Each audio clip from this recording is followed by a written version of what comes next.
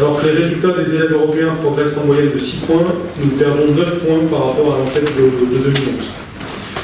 La France se situe à l'antépénultième place des 24 pays de l'Union européenne qui ont participé à l'enquête. Merci. Je n'ai malheureusement pas été surpris par ces résultats, car je sais depuis un certain temps qu'il y a une certaine dégradation de la capacité de lecture et d'écriture de nos élèves. Il faut avoir la lucidité et le courage de le dire. Et en même temps, il faut avoir la confiance et l'optimisme de se dire que tout ceci, bien entendu, peut changer.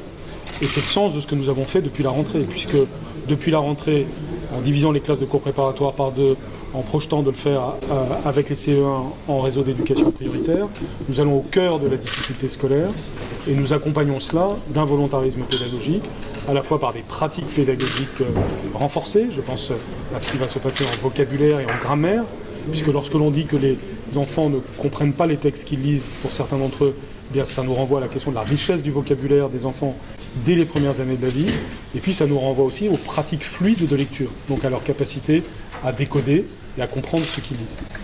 Tout ceci donc passe par la formation initiale et continue renforcée des professeurs. Tout ceci passe par la mobilisation de la société française. La société française doit être mobilisée autour de son école. Les pays qui réussissent sont des pays où la société fait confiance à son école, où on respecte les professeurs, où les professeurs sont au centre de la société parce qu'ils apportent ce qu'il y a de plus important aux enfants. Cela passe donc par une sorte de nouvelle alliance entre les familles et l'école, parce qu'il y a aussi des phénomènes sociétaux qui influencent cela. C'est la question de la société des écrans, les enfants qui sont trop devant les écrans, c'est la question du temps de sommeil des enfants, toute une série de sujets qui sont donc des sujets de l'école, mais aussi des sujets des familles.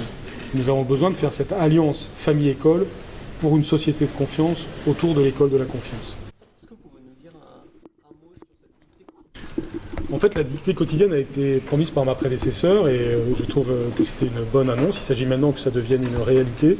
Et donc, il devra y avoir désormais pour de vrai, à l'école élémentaire, une dictée quotidienne. C'est ce qui se passe d'ailleurs déjà dans un certain nombre d'écoles. Il faut juste que ça devienne le cas partout, parce que nous savons bien que la dictée, c'est un exercice essentiel qui permet de voir d'abord où en est l'enfant en matière de vocabulaire et de grammaire, et puis qui lui permet de s'exercer et donc de s'améliorer. Donc la dictée quotidienne est l'exercice de base d'évolution de la compréhension écrite et de la réussite en matière de maîtrise du français. Ces élèves de CM1 ont connu les programmes de 2008. Vous étiez au ministère à ce moment-là. Est-ce que vous pensez que les programmes peuvent être en cause? Les programmes ne sont pas l'alpha et l'oméga de ce qu'il y a à penser en matière pédagogique. Et c'est d'ailleurs pour ça qu'en arrivant, je dis que je ne changerai pas fondamentalement les programmes de l'école primaire. Par contre, nous devons faire évoluer les repères annuels parce que ce qui est très important, c'est que chaque année, ce qui doit être acquis doit l'être pour de vrai. On ne doit pas reporter à l'année suivante ce qui doit être acquis lors d'une année scolaire. C'est particulièrement vrai pour le cours préparatoire. C'est pour ça que nous avons parlé de 100% de réussite au cours préparatoire, de façon à ce que les élèves entrent en CE1 avec les acquis fondamentaux. C'est plutôt des transformations au quotidien qui passent par les mesures que j'ai indiquées aujourd'hui, notamment donc par une entrée dans la lecture qui facilite la compréhension, c'est-à-dire le décodage fluide, le vocabulaire élargi, la connaissance des règles de grammaire, la grammaire de phrase, ce qu'on appelle l'analyse logique. C'est aussi l'occasion de remettre à l'honneur la notion de logique, qui est en soubassement et des mathématiques et du français.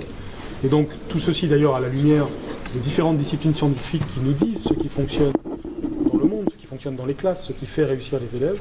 Si nous faisons cela, nous réussirons. Le numérique peut-il apporter de l'aide à l'apprentissage de la lecture? Je pense que le numérique est un outil qui peut être utile, et comme tous les outils, il apporte le meilleur et le pire. Aujourd'hui, nous sommes confrontés à deux choses totalement contraires.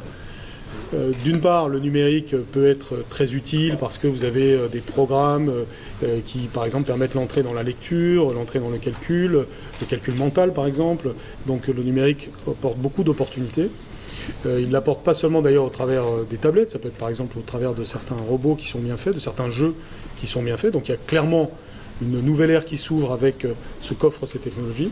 Mais en même temps, le numérique apporte aussi beaucoup de nuisances, notamment dans la vie quotidienne des élèves. Nous savons par exemple parfaitement aujourd'hui que ce qu'on appelle la société des écrans, c'est-à-dire la trop grande exposition de nos élèves aux écrans, que ce soit de télévision, d'ordinateur, de smartphone, est très négatif pour leur concentration. Et donc on doit le dire aux écoles et aux familles, notamment avant 7 ans, les enfants, c'est très clair, ne doivent pas être exposés aux écrans ou alors dans des tout petits temps. Et donc on doit le dire parce qu'aujourd'hui, ne pas le dire, c'est aussi de la non-assistance à personne en danger. C'est le fait qu'on laisserait faire la baisse de concentration de nos élèves, qui est avérée, la baisse de l'exercice physique de nos élèves. Aujourd'hui, nos élèves ne lisent pas assez des livres en papier, ils ne font pas assez d'exercice physique parce qu'ils prennent trop de temps pour leurs écrans. Et donc c'est une responsabilité du monde des adultes, de la société française, que de faire évoluer cela. Et donc la révolution numérique n'est pas bonne ou mauvaise en soi, elle est bonne quand on fait des bons usages, elle est mauvaise quand on laisse faire n'importe quoi. Là aussi on retrouve la bonne liberté et la mauvaise liberté. Et qu'est-ce que vous pensez ? Nous sommes tous, je crois, en France, très fiers et favorables à l'existence d'un service public national de l'éducation qui a différentes vertus. L'une d'entre elles, c'est de vous donner une masse critique importante.